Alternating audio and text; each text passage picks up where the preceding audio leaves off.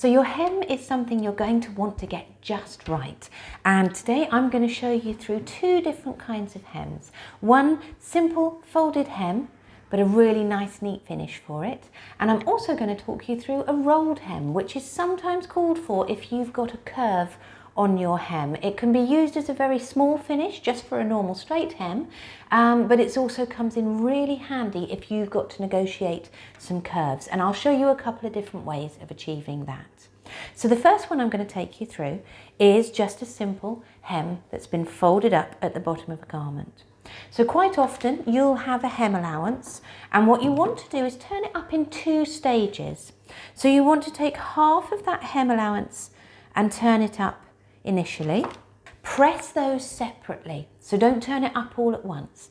Bring the first fold first, press that nicely into place, and then bring the second fold up and press that nicely into place.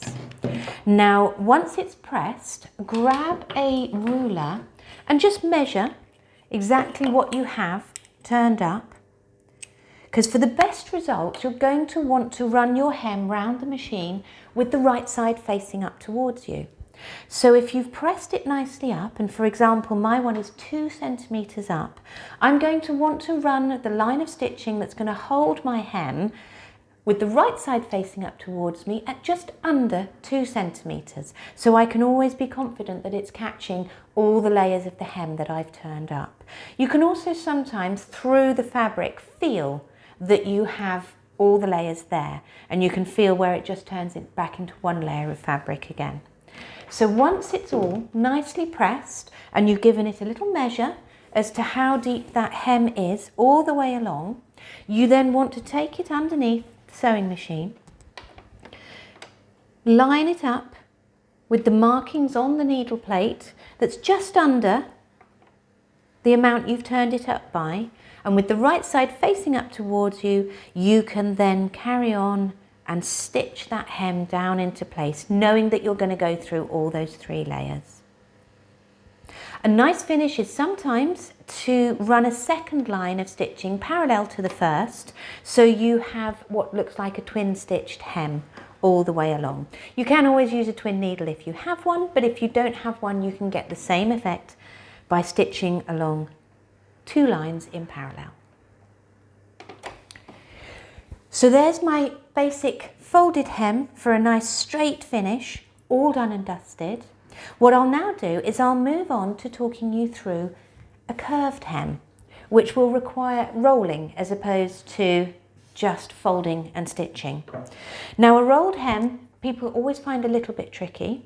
You can get feet that will generate a rolled hem for you. Not everybody has those, and actually sometimes their use is a little bit limited because they really don't cope with going past a seam very well. So if you're trying to go around the hem of a skirt that you've already sewn together, then each time you meet the seam, you have to take it out and do something slightly different. So I'm going to show you a rolled hem today of how to do it by hand, which is going to be a far more versatile technique to learn and practice for you.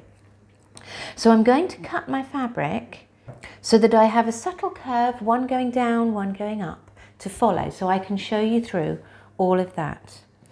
Now, something very important with a rolled hem is to do it in 2 stages. So as you're rolling it forward in front of the presser foot, first turn a very small amount, not more than about 1/2 centimetre, and then again your second turn of about 1/2 centimetre, you'll want to turn and press that over. If you always make sure you're doing it in 2 stages, it avoids the hem getting too large and bulky and you rolling away far more fabric than you need, which will then end up with all sorts of little wrinkles and issues as you're trying to turn any curves that you may need to negotiate.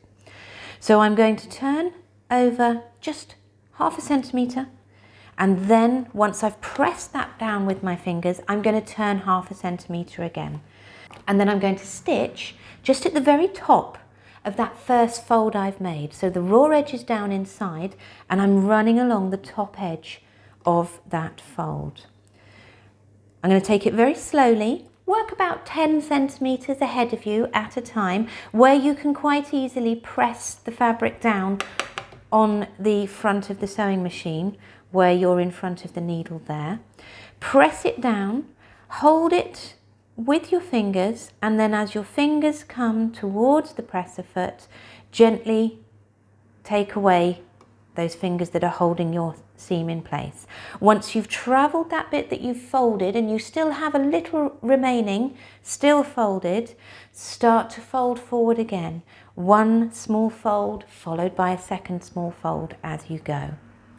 Continue all the way along that curve, working inwards and outwards, slightly pulling or compressing the fabric where you need to, and you will end up with a beautifully rolled hem that can negotiate all sorts of curves. If you imagine the curve on the bottom of a shirt hemline. So there's our rolled hem, all completed. Now rolled hems are something to practice.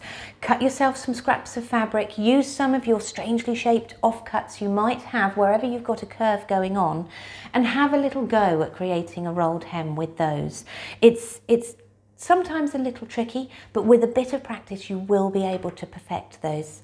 So we've gone through 2 hems, we've gone through a rolled hem, and we've gone through a simple folded hem to give you a really lovely finish, no matter whether you have a straight hem or a curved hem on the garment you're working with.